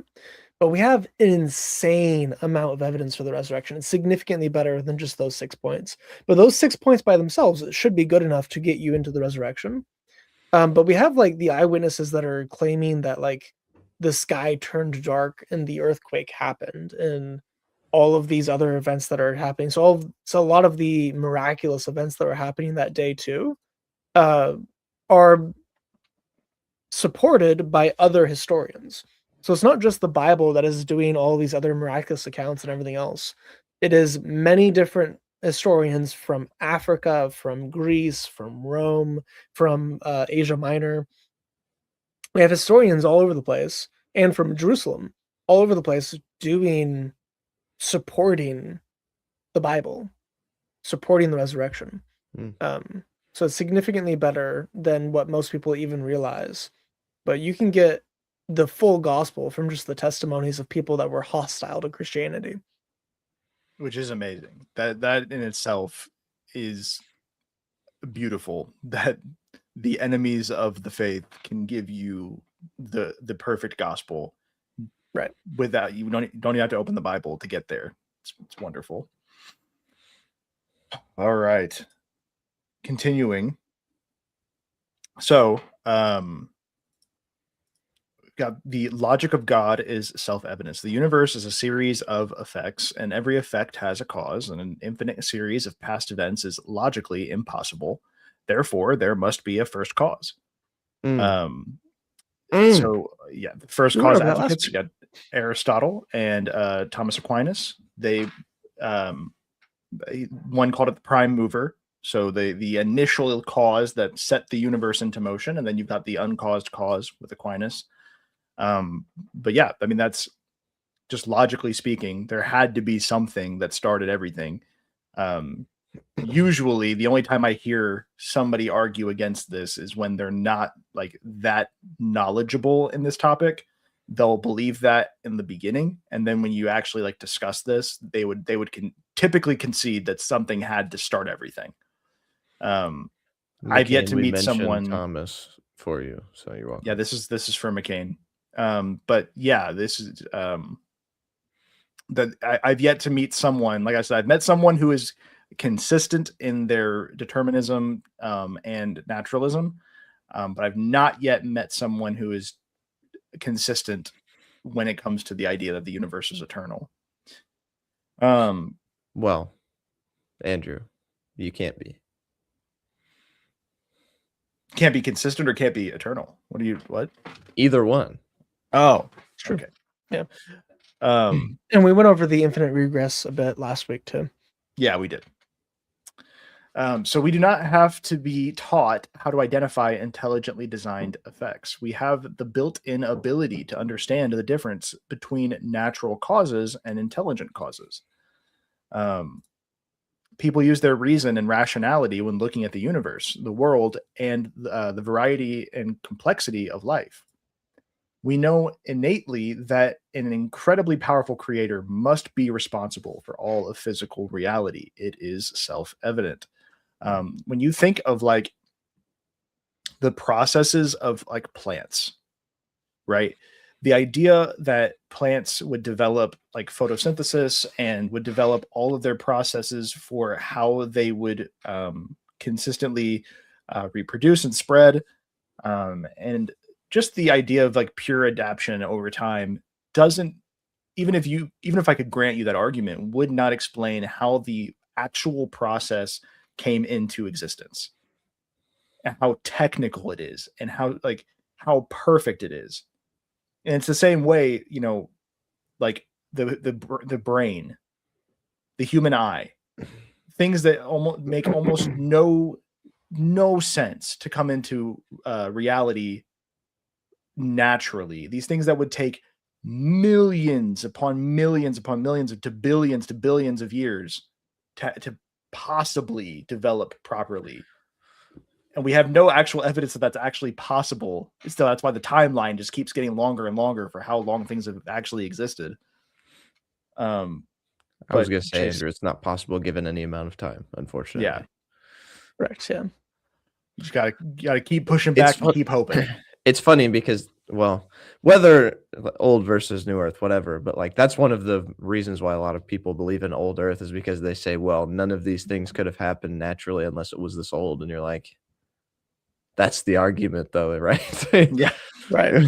Maybe the most obvious answer, the one you're avoiding.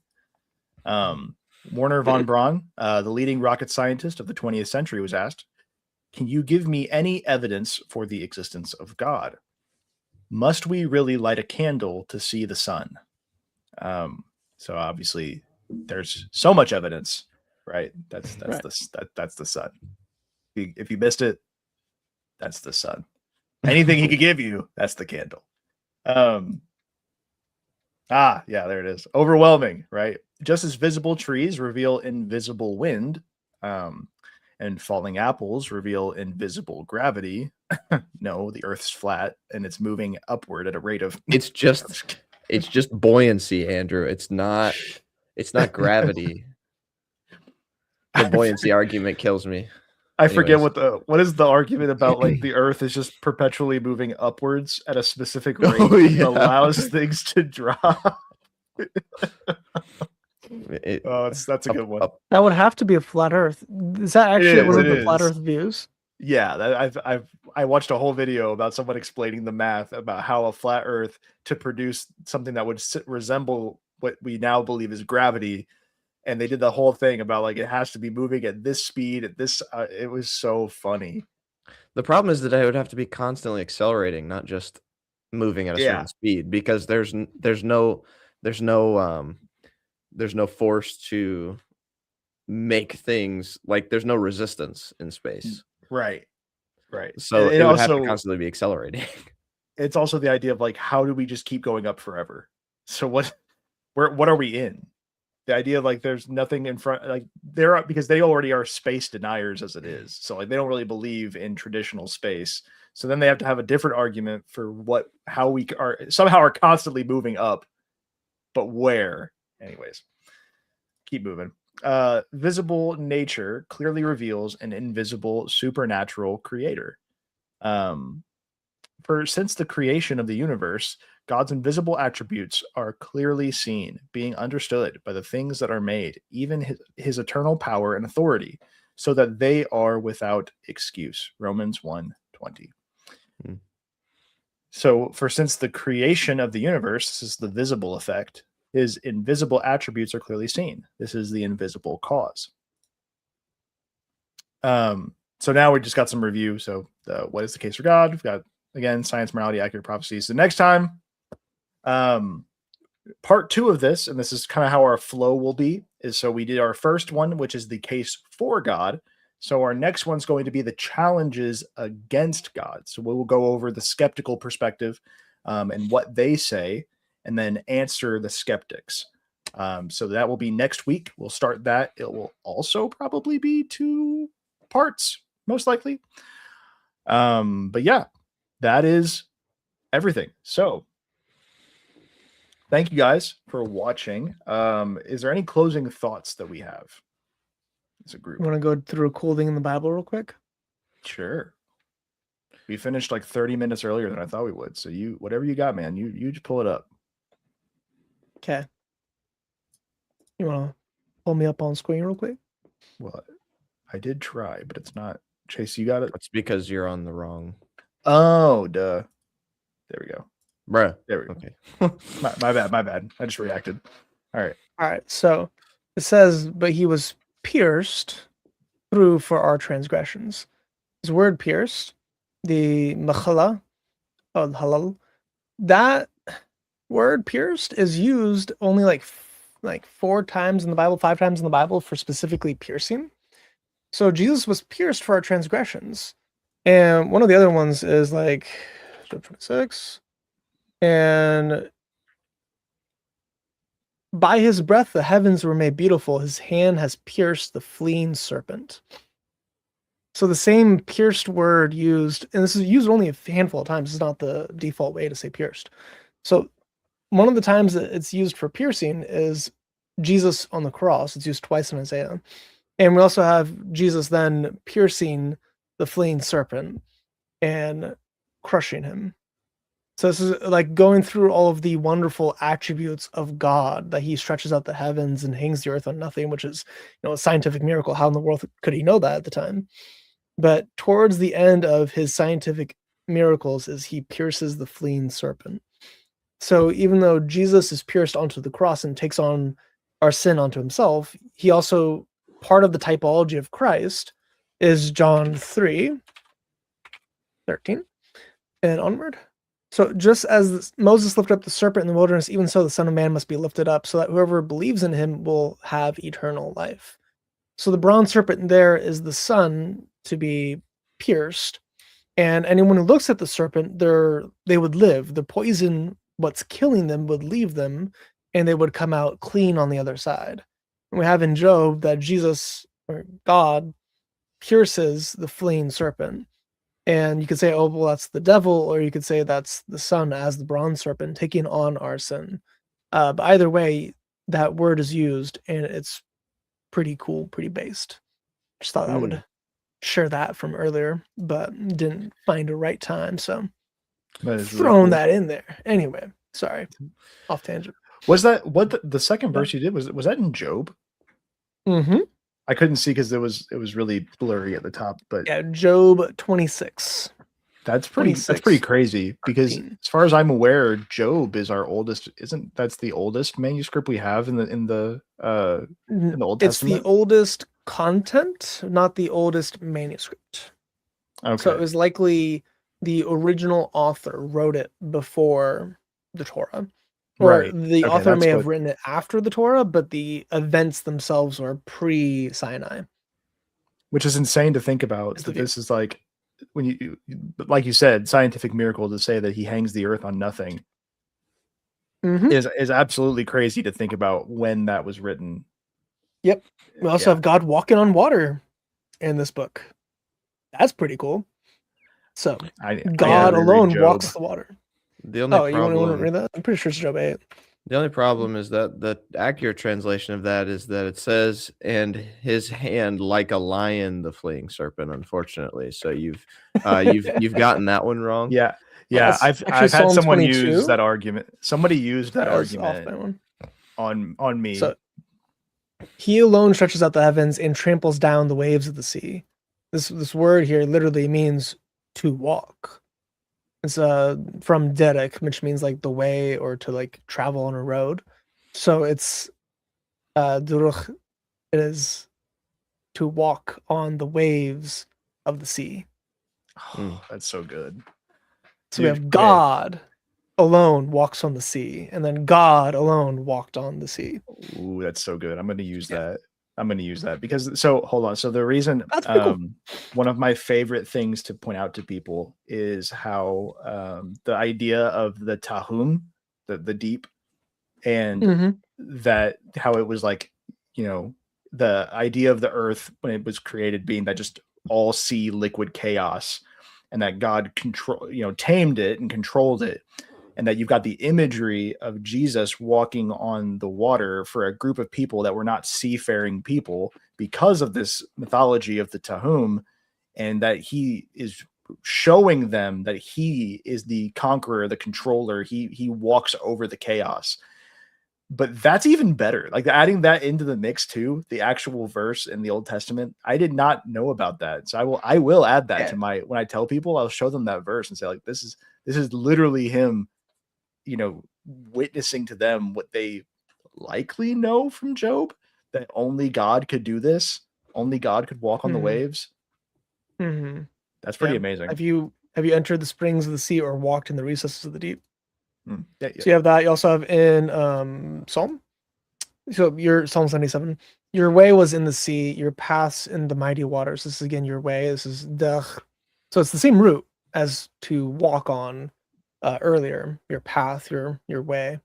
So this is actually one of the words that the Jews bring up all the time in the Talmud of the way. You have to be on the way to God, which is where Islam gets it from. But you can also use the way to talk about your feet, your movement.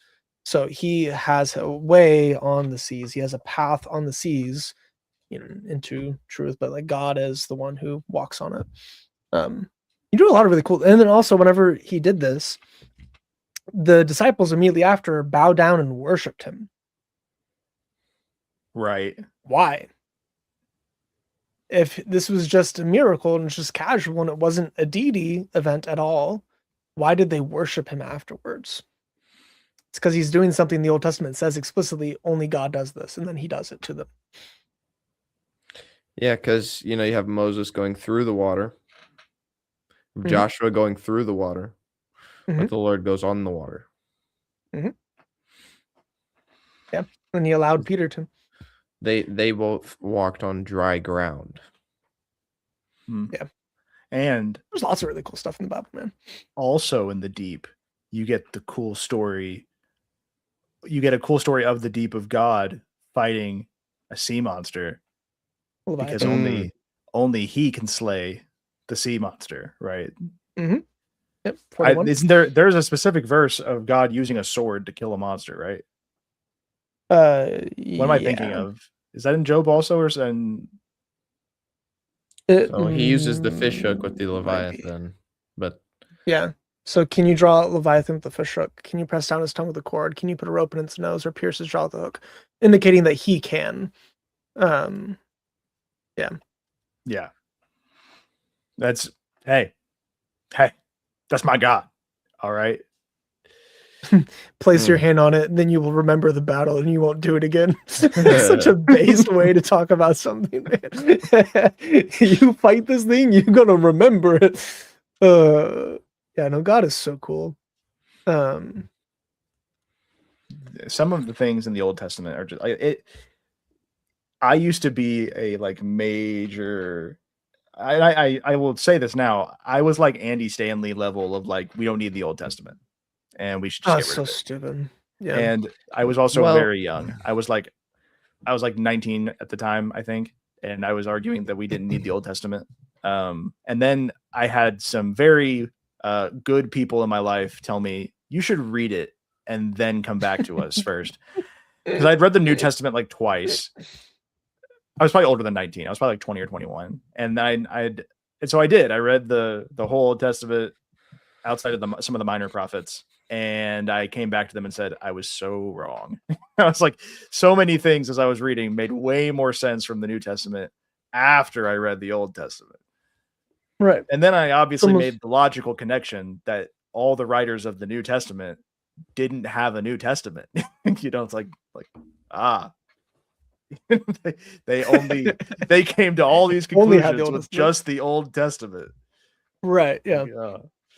Yeah. The Old Testament is super, super base, man. I was gonna say maybe the argument should be you could actually get a pretty good understanding of the gospel from just reading the Old Testament. Yeah. Everything you need, you can find in the Old Testament. The New Testament is just a commentary on the Old Testament. It's making it more explicit. Yeah. Yeah. Yeah. And like I said, in the other stream, there's a lot of things. Like people will claim that the gospel that how to get to heaven was very inexplicit in the Old Testament. The problem is that the Lord used terms to communicate with those people that's different than how he used it to communicate with the people in like the New Testament, the believers. And so like they understood it just fine.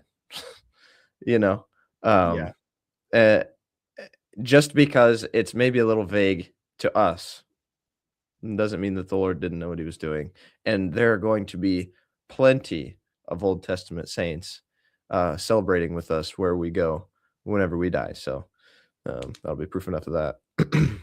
Yeah, absolutely. No, obviously I don't want to draw out anything that we don't have to, but we do have one of our highest amount of people watching right now. So I do want to ask if anybody in the chat watching has any questions before we were to sign off.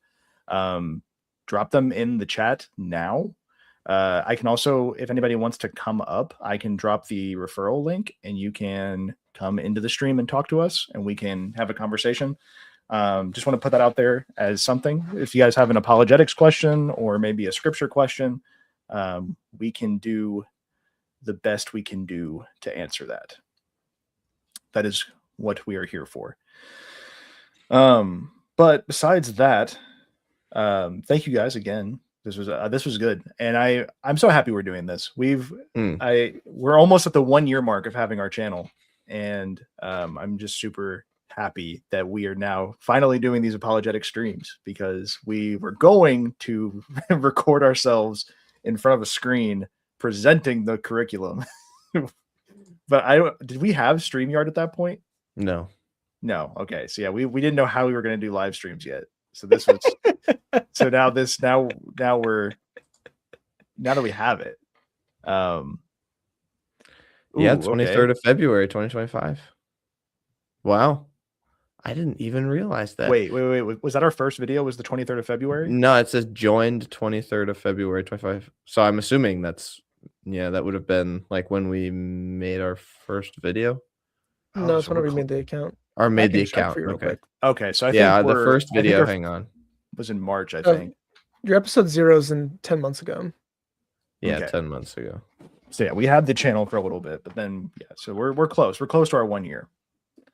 So Corey asked, I want personal apologetic evangelism elevator pitches. Okay. First of all, leave that up there. Look at that man, Corey. I mean, what a Chad. Whew. That's a man right there. Anyways. I'm not going to subject Corey to that. But so elevator pitches for apologetics. I mean, you could use SMART. Because I think SMART is pretty succinct that you could work your way down. But it's not like an elevator pitch, in my opinion. I wouldn't use the acronym in an elevator. If you're like a 70-year-old, here's what you do. You go up to him and be like, do you know you're going to hell? No, I'm just kidding. That's what they do at public fairs. Old people. That's the Ray Comfort approach. Yeah. If you're asking about the gospel, I think Ray Comfort is the best quick one. Yes. Yeah. By far. He's super sharp and he loves the Lord and he's got a lot of good content out there. But man,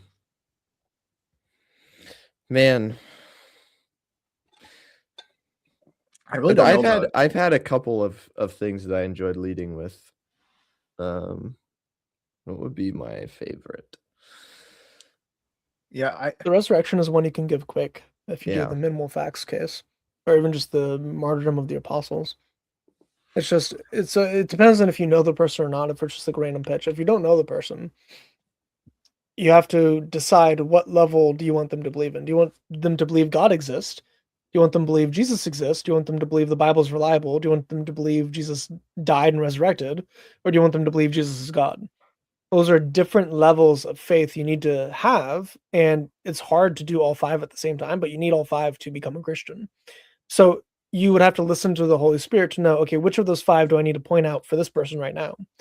So you could ask probing questions of, are they an atheist, an agnostic, a deist? Do they accept God? Do they accept morality? What do they think about the Bible? What do they think about Jesus? And then what do they think about his deity, death, burial, resurrection? Those would be the levels you'd have to probe to, and you could ask questions. So if you've ever read the book Tactics, if not, go read it. You need to. Every Christian should. If you've read that book, you know that the number one thing you should do is just ask questions. Asking questions is how you get to the heart of any situation. that's what Jesus So did. it's what Jesus did. So my favorite example from that book is the first one he gives of the Greg Kokel. Get the revised version, the updated one that has a chessboard as the it's like the 10-year anniversary. Adds an extra like 6 arguments on the back end. Pretty cool. Mine is upstairs, so I can't easily show it to you right now. That book on is Audible. great because it is on Audible. The Witch in Wisconsin. That is a great story of he only interacted with her long enough to purchase something because she was a cashier. But in that moment in time, he discovered that she was a witch, that she's like actively rejecting God, and he figured out why. And he was able to lay the seed, do the groundwork for someone else to speak into her life, the gospel. So the overwhelming majority of the time, you're not going to want to try to give the gospel. You're going to want to try to break down one of those 5 barriers to faith in Jesus. And then the gospel given will be given whenever the Holy Spirit, facilitates it. But our role mostly is just to listen to the Holy Spirit, figure out which of those 5 we need to focus on, ask questions to gain information on it, and then come up with very specific, simple apologetics for each of those points. The Bible's not been corrupted. We have 30,000 manuscripts early on in Greek, Latin, Syriac that we can reconstruct the Bible from. So we know with almost certainty what the Bible said. Or, Jesus, he obviously resurrected because his disciples were tortured to death saying that he did. And it was a bunch of people all at once. And then you go through all of those things one after the other. Oh, God obviously exists because of the infinite regress problem. Obviously for today to happen, yesterday had to happen. Well, in order for yesterday to happen, there had to be a day before that. You have to keep going back into infinite past. If that happens, how do you get to today? You're stuck in the past somewhere. So how do you get to now? There's versions of all these arguments you can give in 30 seconds. Right. And then if it interests them, you give a 5-minute version. If it really interests them, you give an hour, 2-hour conversation over lunch or coffee or something. Right. I think kind of what you said about you have to determine where someone's at. I think now that I'm really contemplating what I've done in the past, I have used aspects of SMART depending on the situation I'm in. So if I'm having a conversation with someone and it's revolving around science, my elevator pitch would be, so what do you do about DNA? Right. So how do you comprehend that DNA is a language that creates matter and puts reality together? How is a language the basis for everything? And it's 100% intelligent. And then if it's a, societal thing, we're talking about some right or wrong in, current state of affairs in the world, I might bring up something about morality where I'm like, well, so how do you know that person is right or wrong? And then if, we are actually on the topic of the Bible, I will probably mention something like Isaiah 53. So I'll bring up scripture and say, well, did you know that this prophecy actually got fulfilled? And I will bring it up before them and I'll read it for them and, hear what they have to say about it. And then if they are open to Christianity, but they're confused about some things or questioning some things, I would bring them to the resurrection and I would talk about the martyrdom of the apostles. And then if there's someone who is overall open, I would bring up like how reality itself is incredibly evident of some type of creator or intelligent design. So I do think you can use, like you said, using the whole thing, not really possible in an elevator pitch, but I think you can absolutely use aspects of this, depending on where that person is. Like Chris was saying, I also think that sometimes just naturally in conversation, like the way I tend to do things, I like to build relationships with people. And so like where I view myself on mission in my everyday life. So wherever I am, I'm gonna be talking about Jesus in some capacity. And one of my favorite ways to do that is just to tell people what I've been reading lately. Whether it's a Christian book I'm reading, because like sometimes one of my favorite stories is that there's a really gruesome story at the end of Judges, of a woman being chopped into pieces and delivered to the different tribes of Israel. After being brutally killed. Yeah. I was very aware that that story would be compelling to somebody I worked with at the time. And so after I read it, I actually just went up to him and said, "You want to know a crazy thing I read in the Bible yesterday?" And he was like, "Yeah, sure." And I told him, and he goes, "That's in the Bible?" I said, "Yeah." He's like, that's pretty metal." I was like, "Yeah, it's crazy." Yeah, it's crazy. And so like, I know some of my coworkers like history conversations. And so when I read in Dominion that like Christopher Columbus thought that he was fulfilling Revelation and thought he was finding the new heaven and the new earth and saw himself as the new Moses, I just tell people about that. And they're like, "Wow, that's crazy. I didn't know that." And I didn't either. And I'm like, yeah. And it sparks that conversation where it opens up the ability to have deeper talk. I actually, funny enough, in our group chat last night, we were talking about open theism. I used that as a conversation starter with a bunch of people who think a bit more philosophically at work today. I started asking them about it. I was like, "What do you think about this?" And it caused us to have a deeper conversation. And so sometimes I think the best elevator pitch is if you're actively reading your Bible, if you're actively reading Christian literature, open the conversation with, "Hey, do you want to hear about this like crazy thing I read last night?" And just start there and see where that takes the conversation, because it can open the door to something way deeper that you couldn't have gotten to if you just try to drop that on somebody. Mm-hmm. But yeah. Okay. I do like Where Are You Going When You Die? That's one of my favorites. The Ray Comfort. Yeah. Where do you think you're going? Thank you, Corey. Or what ball knowledge? Or what do you think happens? It would probably be a better way to phrase it, but yeah. Yeah. Hey, you want to take a test? Yeah, I do think that, especially if you're going up to someone you don't know, I do think that's probably a good entryway. And I think you learn a lot. Yeah, I think the way he does it specifically that I think would be really good is when he says, "Do you think you're a good person?" Mm-hmm.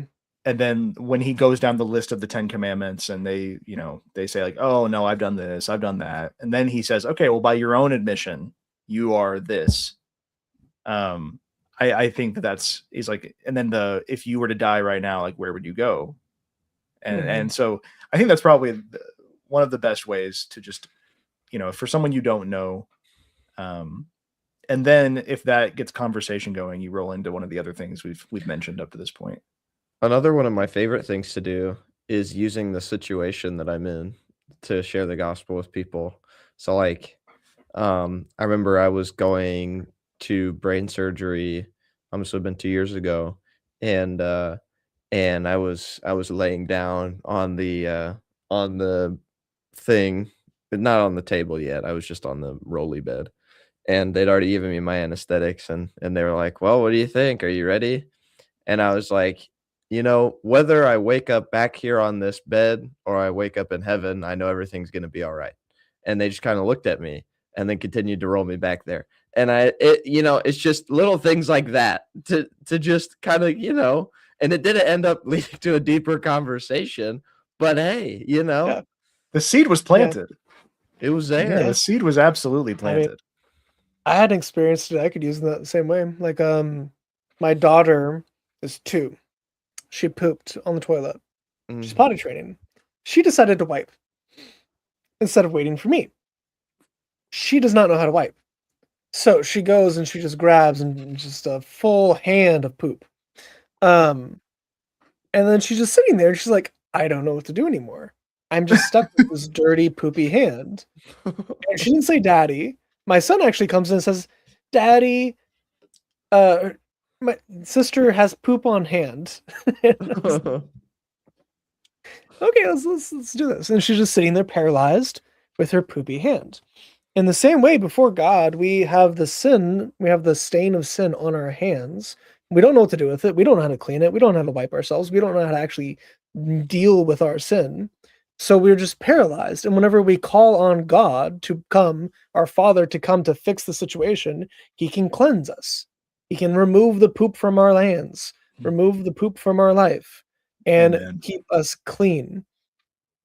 Or we can just ignore it and sit in our filth, sit paralyzed, not able to do anything, thinking we're trying to do something good of wiping the poop away, thinking we can handle it when we can't. And we need our daddy to come in and clean us up. You're right. That is a really good illustration. So yeah, Kids be wild, man. Yeah, they do. As someone who worked in childcare, not having kids of my own, but working in the childcare field and seeing kids every week and having to deal with their problems. And I will never forget. I will never forget. It was just me, I think, for this service, and I'm in the nursery dealing with crisis of screaming babies, and as I'm leaving the nursery, our special needs room, I did not hear them yelling for help because I was handling a bunch of screaming children. And as I'm trying to go upstairs to check on my own classrooms, they're just like, help. And I see, I'm like, oh, what's wrong? And no one prepares you for when a kid poops themselves, and you're never really ready for it. And I learned that day that what's the what's the quote from Transformers? What's Optimus Prime? He's on top of a pyramid and he says, fate rarely calls upon us in a moment of our choosing. I think about that quote very often. And that moment was for me when fate had called upon me to clean up a poop mess. And it was not at the time of my choosing.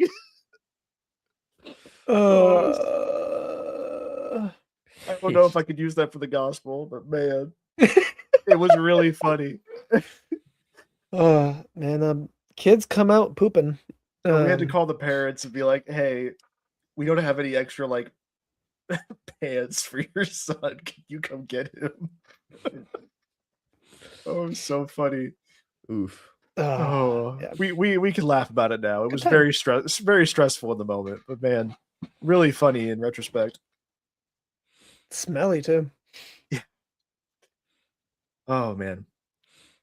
Also, again, I know we need to wrap up, but another great story was one time it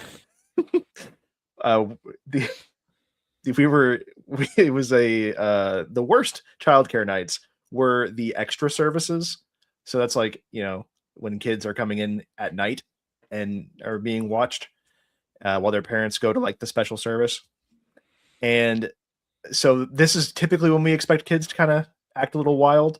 But these 2 kids, they were playing with a carport and little Hot Wheels cars.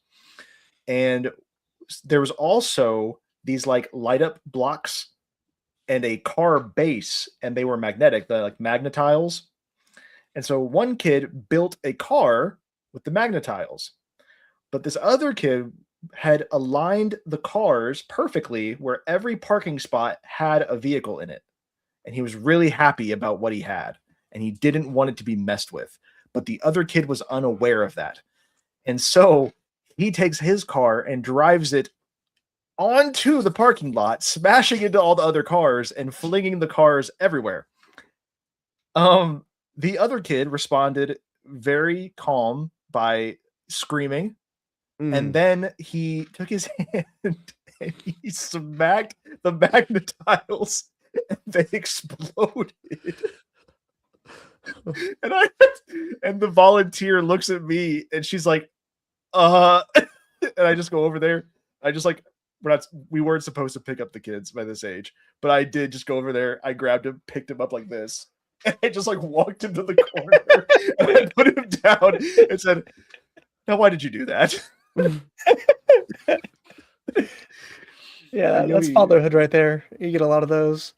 Yeah. Very rationally told me, like, well, I have the cars here, and he ruined it. Kids are extremely rational until they hit puberty. Then it's all downhill, and then you get rational again in your 30s. Yeah.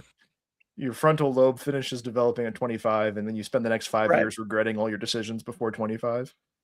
Right, yeah. And you also have a lot of your hormones are finally settling. So actually, you like little humans, like 6-year-olds, are pure logic machines that mostly manage their emotions. Like 8-year-olds are like pure logic. They hit puberty, they go through a bunch of hormones and lose all of their logic capabilities. Yeah. For years. Then they become functioning sociopaths. Right, yeah. And then they go back to being human. So they lose their humanity for about 10 years. Teenage dirtbag. Yeah, Romeo and Juliet. The song Teenagers by My Chemical Romance makes a lot more sense when you know that. They do. They're very scary. Don't actually look at that song. It says a bad word. I shouldn't Teenager scare. Don't complete it. We're a family program. All right. Okay, so again, I've kind of just been drawing it out because we have like a lot of people watching at the moment. But hey, we're gonna go ahead and wrap up with that. We are at the 2-hour mark. If you're watching now, you can start back at the beginning and watch the actual course. Thank you for joining in. And next week we will be live again for starting up the arguments against God.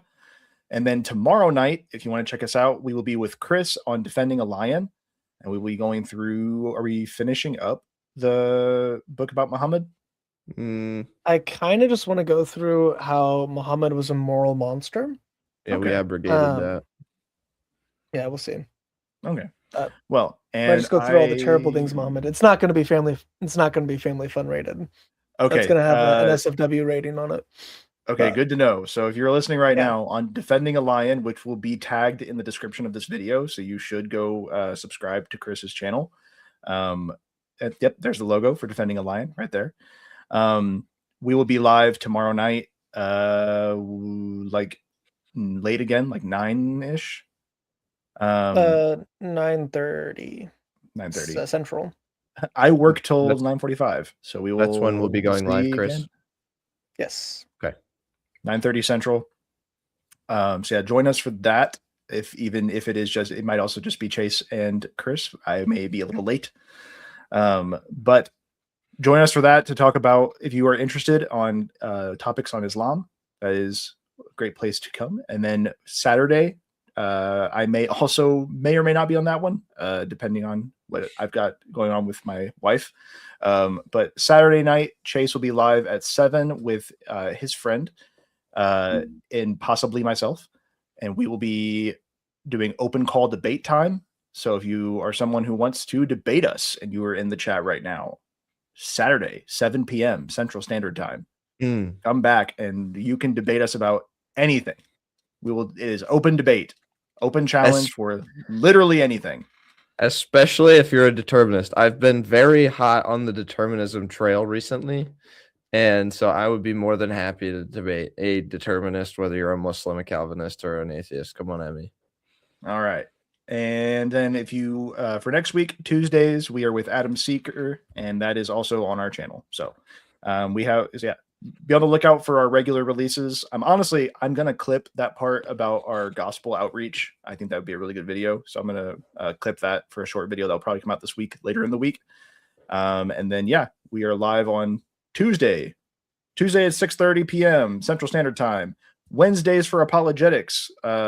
Tuesdays at 9 6. p.m. Central. Oh yeah. Oh, it is at 6. Okay, sorry. Let's restart. We are Sorry. live on Tuesdays with Adam Seeker discussing Islam at 6 p.m. Central Standard Time. We are live on Wednesdays for apologetics curriculum at 9 p.m. Central Standard Time. We are live on Thursdays with Chris on Defending a Lion at 9:30 Central Standard Time. Sometimes. And we are live. And then we are live on Saturdays, 7 p.m. Central Standard Time for open debate. Some of these things are always up in the air, but this is our typical schedule. And then we also have our regular releases. Thursdays, the time, we're always live on Thursdays with Chris, but the time sometimes changes because Chris is not exactly the most time-bound individual, and he likes to change things on us. My wife changes it. I just have to go along with her. Yeah. Good as a good husband. Throwing her under the bus, absolutely. Yeah. No, she's taking night classes right now at a community college for sign language. So I can't really go live with my kids here without her here. So not unless you can redact their faces in real time. Right. Or hopefully keep them happy watching Frozen for the duration of a stream. But that, I stream longer than Frozen. So yeah, that is true. Okay. Well, thank you guys for watching. And once again, check us out tomorrow and see you all hopefully next week. Peace out. Peace.